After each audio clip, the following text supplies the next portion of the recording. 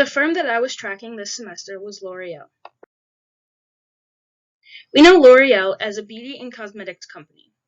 They own firms in 150 countries and have 36 brands in addition to the 3 of their own. Their own brands are L'Oreal, L'Oreal Professional, and Kerastase Paris.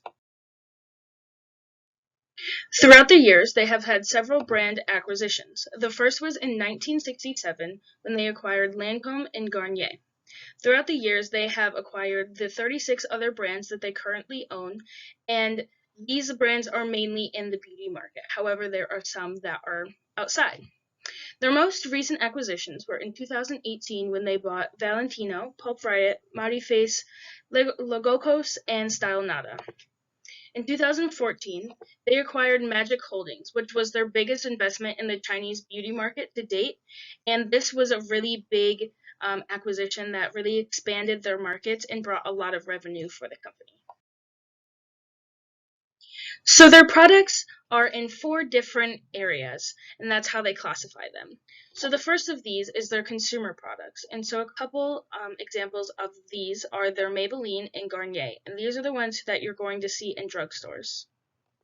Next are the professional products. The examples are Redken and Matrix, and these are products that are going to be used by beauty professionals, so that could be hairstylists or makeup artists. Next is L'Oreal Luxe. These are going to be the luxury brands that you can buy in places like Sephora, and these examples are going to be Giorgio Armani and Urban Decay. Finally, we have their active skincare, and some examples for this are SkinCeuticals and CeraVe. So who are their main competitors? As you can see here, their main competitors are Unilever, Estee Lauder, Procter & Gamble or P&G, She Says, and Coty. Now, this graph is in terms of billions of dollars of sales, and as you can see, L'Oreal is higher than the rest by a far margin. In 2019, their sales were $31.8 billion, which is almost $10 billion more than their closest competitor of Unilever. Now, this just shows how much of a big share that they have of the market, but how big is that share? So this shows their market shares in the different sectors of the beauty market. So in e-commerce beauty, they own 14%. In just the beauty market, it's 40%. Luxury beauty, they have 25%. Luxury skincare, they have 40%. And luxury makeup, they have 30% of market share. So this shows you how big of a majority they own of those markets and how much these 36 brands that they have acquired has helped them to really take over the beauty industry. Now, as I said before, in 2019, they had $32.48 billion in sales, and this was an 8% growth from 2018. And so their most profitable in their consumer products, the Asia Pacific area, and their skincare and sun protection products as well.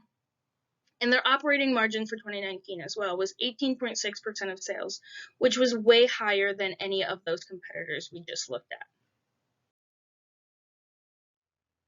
So L'Oreal consists of the richest women on the world. So Liliane Bettécou is the older woman here, and she was the richest woman in the world with a net worth of $44.9 billion. Now, unfortunately, she has passed, but this means that another member of the board of directors, her daughter, Françoise Bettécou Meyer, is now the richest woman in the world with a net worth of $52.8 billion. Now, her family, minus the son with the glasses, he's not part of L'Oreal, they ended up getting her shares of L'Oreal, which added up to a third of the company. Now, this was a big feat for them because the mother had originally wanted to give them to her boyfriend, but through a bunch of legal proceedings, they eventually got it. Now, their board of directors consists of 6 other members who are not part of the family, and the reason they do this is because L'Oreal wants to make sure that the decisions that they're making is going to benefit the company, their employees, the consumers, and the market as a whole. And this just shows that their strategy isn't to be profitable, but to be the best that they can.